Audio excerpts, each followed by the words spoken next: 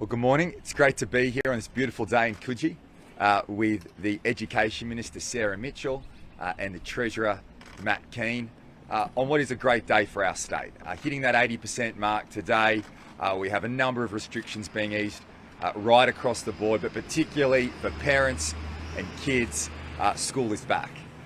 Took my son William to school this morning, massive queues, excited parents. We know though for many kids they'll be anxious. First day of school again for many, but just being up here and meeting some of the students, there's a lot of excitement. Many of our children have gone through a very difficult time, not being able to interact and play with their friends. To be back in the classroom is an exciting day for kids and for teachers, and particularly for parents as well. I want to thank all our teachers. The vaccination rate for our teachers has made a real difference in being able to get our schools open as quickly as we have, and the sacrifices and the efforts they have made. The Department of Education working with the Teachers Federation to ensure that we got kids back in the classroom as quickly as possible. I really want to extend a big thank you to all our teachers, because they are key to the educational success of our children. We wanted to do this as quickly as possible, and the efforts that they have made have made a real difference to achieving this. Today, as well, as you know, 80% means that we're lifting many restrictions. The caps are gone on weddings and funerals. You can now stand up and have a drink in a bar. There are a number of restrictions in terms of home visitations. I spoke to many people over the weekend. I think one of the great aspects of lifting these restrictions has been many people being able to meet with their families again, grandparents being reunited with their grandkids.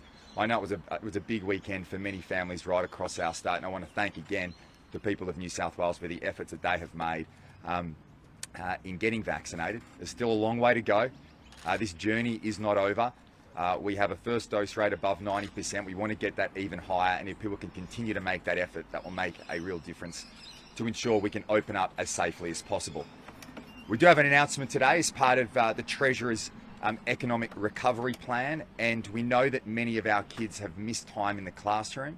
We had a very successful school tutorship program last year where 7,500 tutors were put into classrooms across the state. See, that's been a bit more of a challenge this year, as with the Delta variant we had to close some of those schools, but today we're announcing that we'll extend that program all through 2022 at a cost of $383 million. So this is a significant investment, but an important investment. We do not want any kids across our state to fall behind in what has been a very difficult educational year, not just this year, but also last year. This program works. Minister Mitchell will speak more to it, but we want to put as much investment as we can to make sure that kids who may be struggling, who may have slipped through the cracks during what has been a challenging educational year, have that support available to them. So I want to thank Minister Mitchell for her advocacy in this area. We said, and the Treasury will continue to make this point, we said last year that those programs that worked, we will invest more and continue and expand. And this is a program that we know has been successful, and I want to thank Minister Mitchell for the work that she's done in this area, and now she'll provide some further detail, and the Treasurer will continue to talk about the work that he is doing in relation to the economic recovery. Well, good morning, everybody. A very exciting day for literally hundreds of thousands of students and families right across New South Wales as we start our return to school. So obviously kindergarten, Year 1 and Year 12 students are back from today. Lots of happy smiling faces right across Sydney. We've seen it here at Randwick Public School. The kids are excited to be back. The teachers are excited to be back, and I know the parents are very relieved that learning from home has come to an end. Can I also just give a shout out to all of the people in education and health who've worked really closely to make sure we've got this school return underway.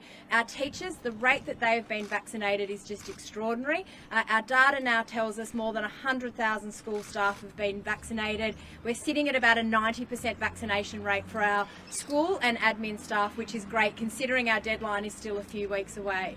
I also want to give a shout out to our assets management teams. These are the guys who come in and help when we have natural disasters, bushfires, floods. They're the ones who've been doing our audit for ventilation, fixing windows, making sure everything is ready for our students to be back this week as well.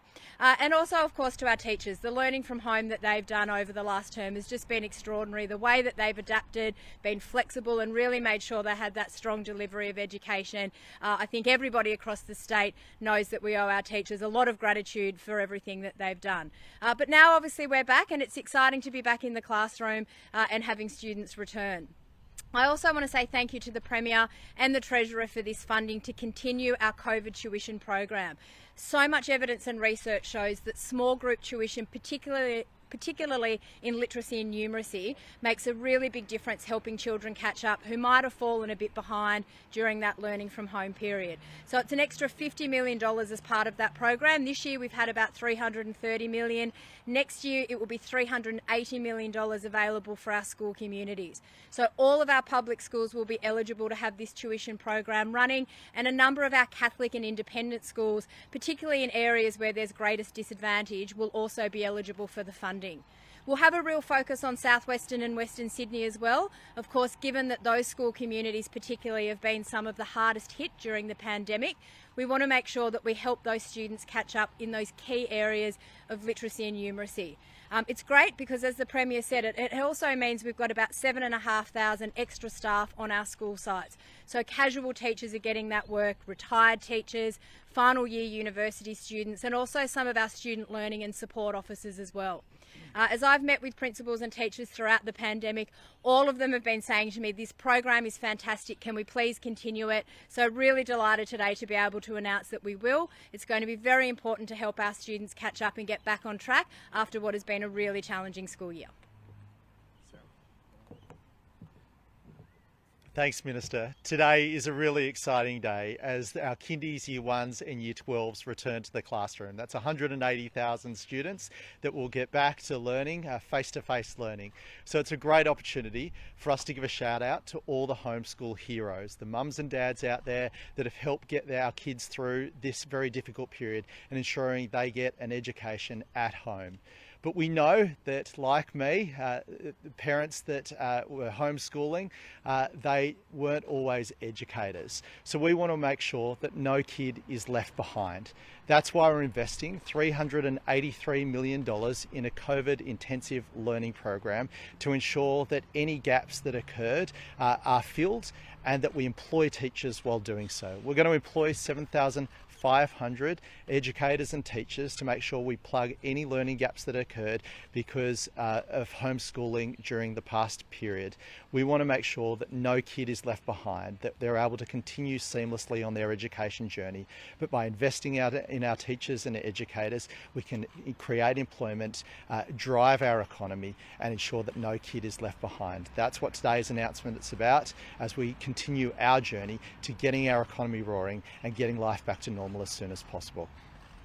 Minister Mitchell, you said the program runs into next year. Will it run the whole year, or is there a date for how long it will go? Yeah, no, so it'll run the entire school year next year as well, and that's really important because obviously, you know, when schools are working out how they're going to make this program work in their school community, they can plan their staffing accordingly for the entire school year. So they know it's in place until the end of this year, and today, of course, we're announcing it'll run for the entirety of 2022 as well, which is great. When did you make the decision on this? Because this was called for by Chris Minns in his budget reply speech last week. Yeah, well, look, it's something we've been looking at for a while. I think the Premier, when he was Treasurer, made some comments several weeks ago that this was something that we would be looking at continuing. So maybe this is a case of the opposition copying our homework. We'd always said that we would look at extending this program, and happy to announce it today. Premier, the 80% roadmap kicks off today, but in a lot of the regions we know that their double max rate is in the early 60s still. Should regional people be more cautious in the freedoms that they're accessing, and how are you ramping up those rollouts? Yeah, well, I mean, obviously from a health perspective, we have enough supply when it comes to this vaccine rollout, and we encourage all people in regional New South Wales who are doing a great job. The efforts in regional New South Wales, just like in Sydney, have been phenomenal. But we say whether you're in Sydney or regional New South Wales, as we lift these restrictions, we're obviously doing so in a measured way, and we want people to continue to follow their health rules that are in place, as painful and difficult as sometimes as they are. They keep people safe. And that's why there are still some restrictions in place at 80% as we move towards the end of the year. But look, we're very hopeful in terms of those numbers in regional New South Wales. I think things are going very well.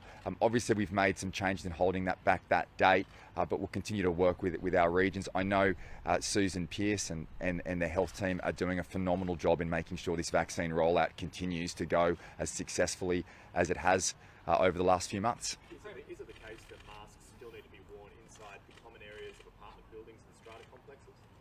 From today, I think I asked you about this about a week ago, and you said you'd be providing advice. I'll check that. But my understanding is in relation to face masks that they are not mandatory in office buildings, but in other common areas where other common public areas, then we are still having the requirement that people need to wear face masks. We've done that because obviously we still want to get that vaccination rate up. We want to keep people safe. I know it can be annoying for many people, but it's the right thing to do. And obviously from today, people do not have to wear those face masks in the office. But specifically in relation to strata, I'll find out for you today.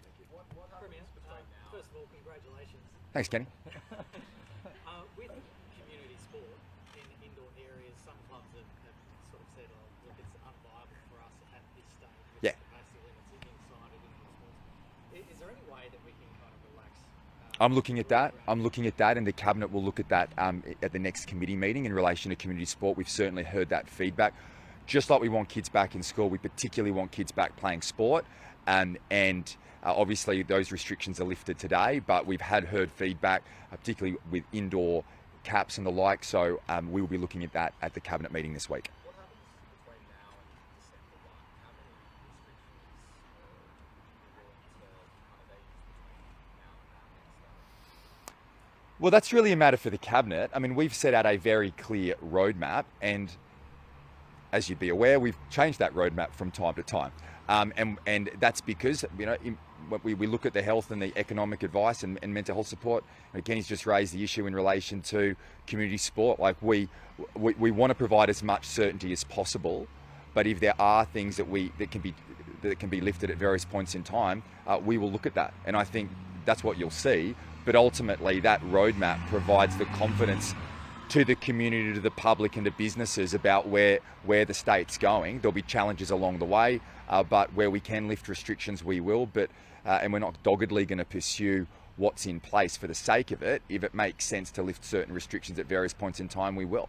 New case numbers today, 265 Yeah. from 60,000 odd tests. Yeah. Is the advice that you're getting that downward trend will continue, or do you expect a rise as we move about a week since Yeah. the so-called Freedom Day? Because epidemiologists have been saying 2 weeks. about a week. Yeah, that's what we expect, Bob. So are you expecting a rise, and has health given you a number as to what? No, we've got a sense, and they've in terms of the advice they've provided the Cabinet. What I'd say is we would think in the next couple of weeks that as mobility increases across the state, as restrictions are lifted, case numbers will increase, and that will be a challenge. That will be a challenge for our state, but our health system is very strong. Obviously, we would expect hospitalisations to increase as well, but that's why we need everybody to keep looking after each other. This is not over. There's a long journey to go. We need to open up the state. We are doing so in a safe way, but that will naturally lead to an increase in case numbers over time. Have they given you any idea? Can you share? No. I mean, there's advice that's in confidence. We released some information by the previous Premier in relation to those hospitalisation rates and the surge capacity in our hospitals. We are very confident where we stand today. It's pleasing to see those case numbers going down.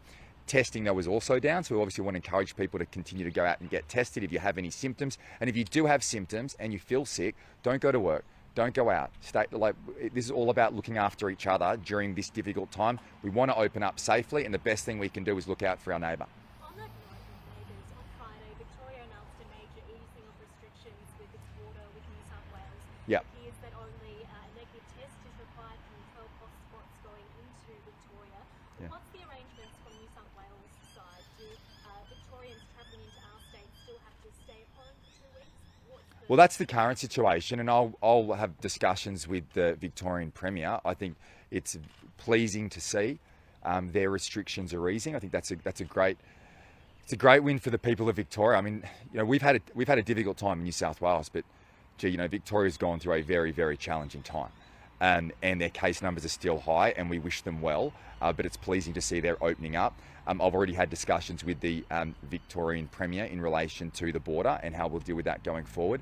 Obviously, they're front and centre for them right now is making sure they get their case numbers down. And then we'll continue those discussions, because the quicker we can open up, the better. But we want to do that in a safe way. And I've started those discussions with Dan Andrews, and I'll continue them. No. Sorry, so I missed the question. Have you had any contact with Yeah. ahead of today? Will you be watching it? No, I'll be working for the people of New South Wales today, and so will all my team. I had a chat with the former Premier over the course of the weekend to check in how she was doing, and she's doing well. My ministerial team are focused on the people of the state. The integrity agencies will do their work, and we'll go from there. Are you concerned about what might come out of today's hearings?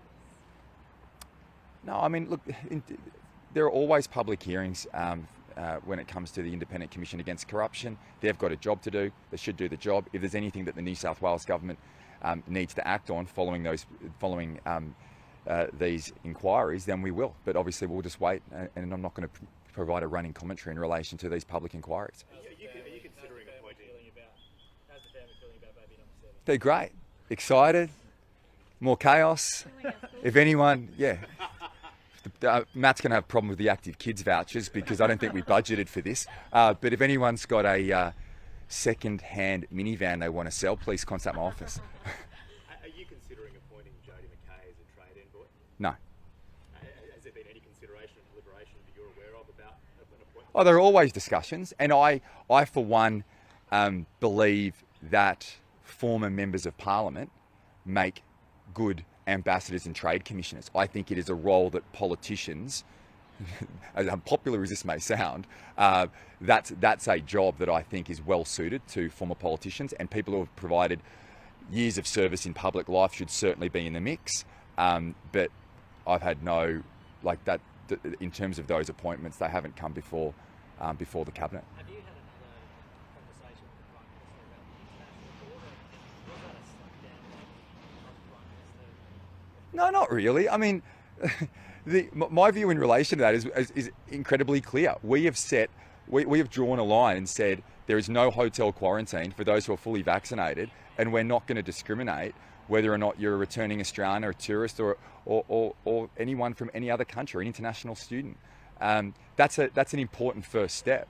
So as the Prime Minister's pointed out, New South Wales doesn't set the visa arrangements. We accept that. We accept our place here in this country. But I'll make the point that this is a first step that shows that New South Wales is leading the nation out of the pandemic. And I think what it demonstrates is, by moving in this direction, we'll get returning Australians home faster.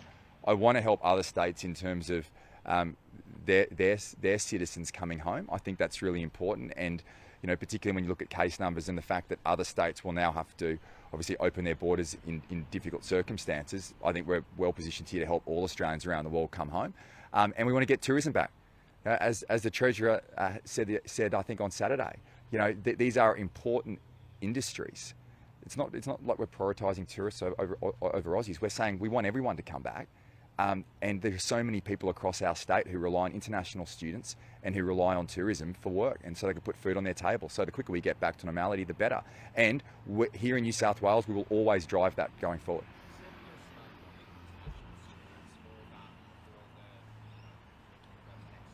Before uni, yeah.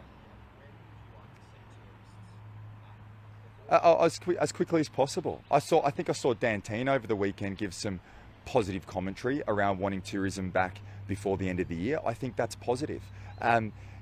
If we can get returning Australians home, and there's capacity to do that, I don't understand why we wouldn't have tourists and international students back as quickly as possible. If we can do that this side of Christmas, what a great thing that will be. We're doing it for international students with our pilot, and just like pilots, if the pilots are successful, we'll expand them over time. But we need to open up. We need to rejoin the world. I mean, I was watching the NFL early this morning at 3 o'clock, and Jacksonville won their first game of the season and broke the second longest losing streak in NFL history. But there they were at Wembley, packed crowd. We need to get back on living life in a safe way as possible, and I think the measures that we've put in place are sensible. It's a common sense approach, but we need to open up as quickly as possible and as safely as possible, and get tourists back, get students back, but get Aussies back as well. And if we can play a role in doing that, we will.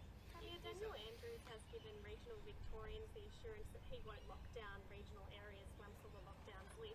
Right. New South Wales residents don't have that same assurance from our government. Well, we've certainly said that following the national plan, we agree with the approach that from time to time there may be the case that we will need to target restrictions in different areas. So we've said that. But as I've said, I've made it very clear, I don't want our state to go into lockdown again. Lockdowns are a last resort, not a first resort. I couldn't be clearer in relation to that. Well, what the government's position is that there may be from time to time the need to put certain restrictions in place that are targeted. There will be challenges ahead. Today is a great day, sunny day, bright times ahead for our state. But sometimes it's difficult to know exactly what's coming around the corner, and we need to prepare for that.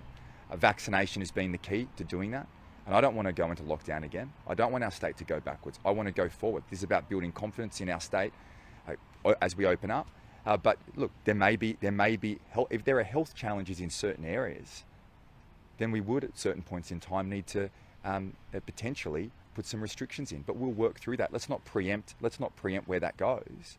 But that's part of the national plan, and we support the national plan. You say masks come off today. What happens in offices as more people come back if someone does test positive? I mean, previously whole office blocks and whole floors of buildings were empty. What happens now? New South Wales Health can't come in and look at every No, Health will look at it on a case-by-case basis.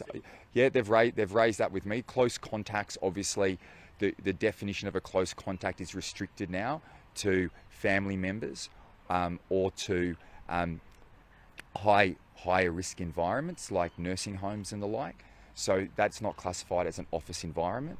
So Health, the advice we've received from Health is they will look at those cases, but in the circumstances that we find ourselves in, they do not see the need that if somebody does have COVID in an office environment, that will be deemed to be a close contact. I do make the point though, if you are unvaccinated, you have to wear a mask in the office. That is still the requirement in relation to these new rule changes that come in today. New South Wales is no longer declared a hotspot, and that means that over the next couple of weeks, those hotspot-related financial support Yeah. from the federal government are winding up. Does that concern you at all for the people of New South Wales that may still need support? Well, we continued our support of the JobSaver program. That's 15% of payroll. So there was 15% contribution from 15% was covered by 50% was covered by the Commonwealth, but we obviously had a 30% payroll payment to businesses. Now, we are still continuing our program because we accept that we've kept some restrictions in place and that some businesses across New South Wales are not operating at full capacity. So that continues. Obviously, we want to make sure that as many people move from receiving that disaster payment back into paid wages. That's what happened last year. These programs can't continue indefinitely. You need to scale them back. The work the Treasurer is doing at the moment in relation to the economic recovery is pivoting from direct payments in many cases into stimulus and support for businesses and for workers across the state. So that's where the changes will be.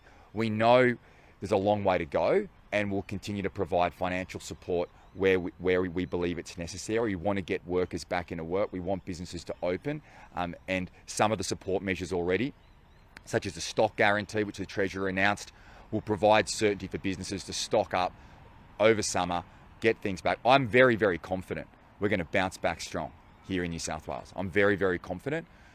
We've lost around over 250 or around 250,000 jobs that we've seen recently, but we lost more last year and we recovered every single one of them plus more.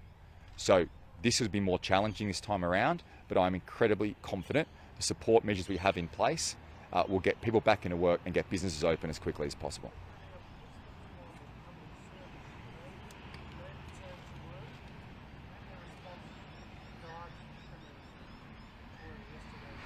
What's he saying?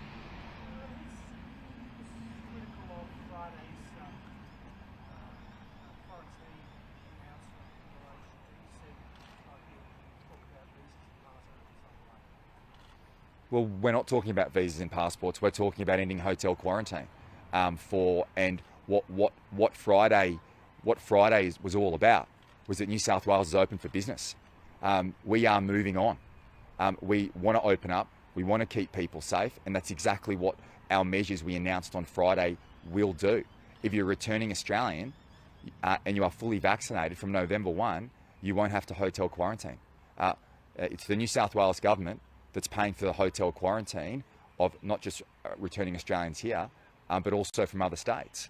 I appreciate Victoria has paid their bill to New South Wales. But my view in terms of opening up is that this is a strong direction and a strong lead from New South Wales. We are saying what we want to get returning Australians, tourists, international students back as quickly as possible. We've been passionate about that through last year. We're the first state to bring back international students with our pilot, and if we can look at expanding that, and we worked very closely last year and prior to the Delta outbreak with the federal government about getting that pilot off the ground. And look, I'll have a great relationship with the premiers. I think we can learn from each other. Where we can support each other during this period of time, we will. I had that relationship with the treasurers. I'm sure the new treasurer will have that relationship with his counterparts as well. When we work together, learn from each other as we go through this, I think that's going to make our country better. There are many challenges that are going to come our way. We can provide advice on we provide advice on stimulus support. We'll provide advice on health support. So whatever we can do to help each other, to help the other premiers, we will.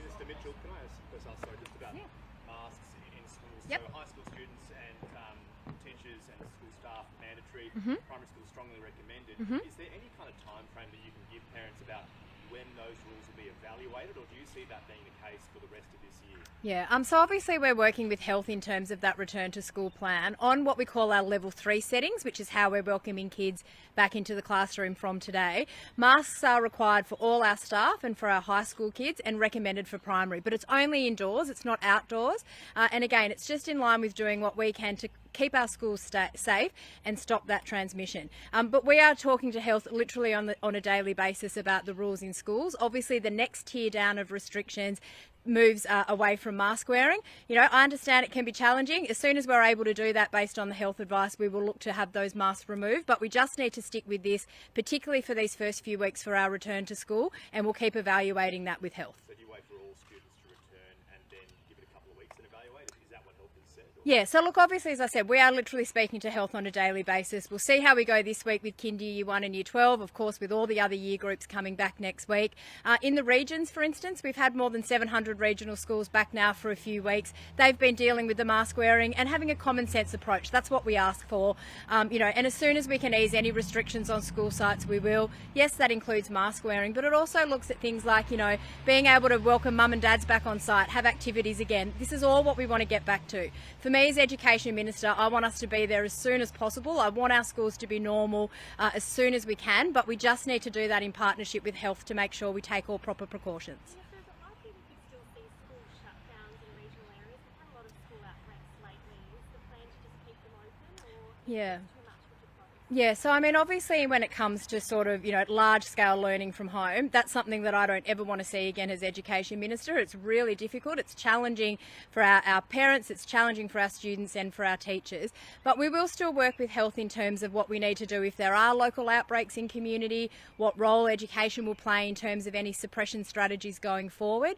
When it comes to individual cases that impact schools, we'll keep working with health. The reality is when there's cases in our communities, we do see cases at schools, and that's been the case over the last 18 months. But what we've really refined now is our processes around what happens when there's a positive case.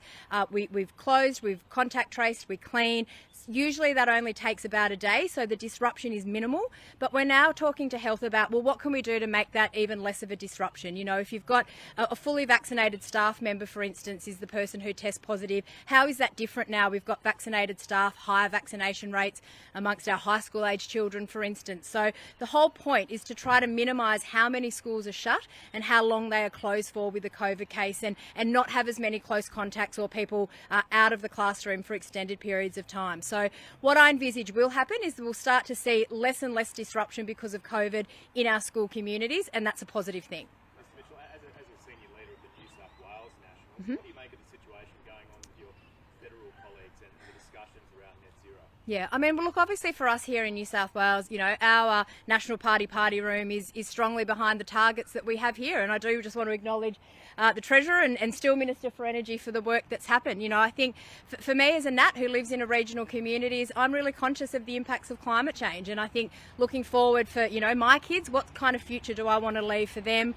We've got really, really good programs in New South Wales, a lot of things underway over the next, you know, decades to come. And Matt could talk in a lot more detail than me about that. But, you know, we're supportive of where our government's position is on climate change. I think obviously the Federal Party room need to have their deliberations. I'll leave that as a matter for them.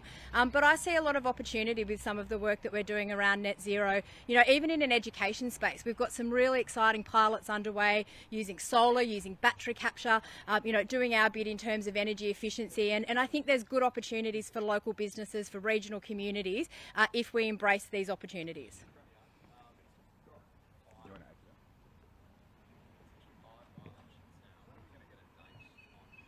Hopefully soon. So the Department of Premier and Cabinet is working with the New South Wales Electoral Commission in relation to setting a date. So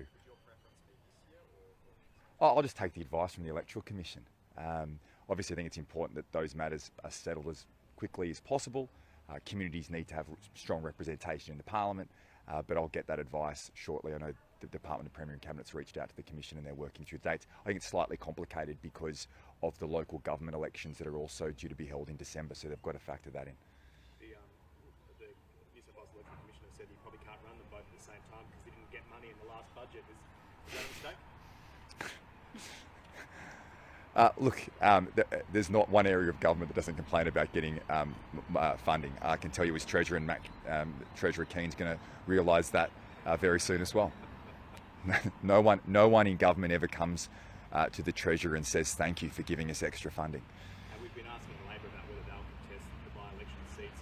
Now that we know about Strathfield, will your party be? Oh, that's a matter for the Liberal. That's a matter for the Liberal Party. I haven't had discussions with the state director yet. Obviously, Jodie made that announcement on the weekend. I wish her all the very best. She's somebody who's served her community well and given a lot to public service in New South Wales. And I think from time to time, members of Parliament move on. But let's not forget the service they provided their people, because politics is a pretty demanding and grueling job. And ultimately, we're here to make a difference and leave the place better than we found it. And Jodie's certainly been somebody who has served her communities well over the period of time she's been in the Parliament, both in the seat of Newcastle and the seat of Strathfield.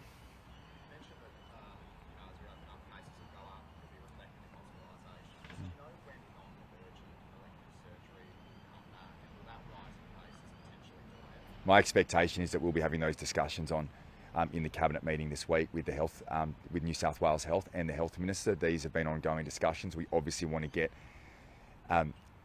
elective surgery back as quickly as possible for those non-urgent. Well, I mean, when a non-urgent elective surgery is still important surgery. So the quicker we can get that back, we're working with health. Obviously, they've got to allocate their resources to do it in a safe way, but we'll be having a discussion about that this week. Thanks very much.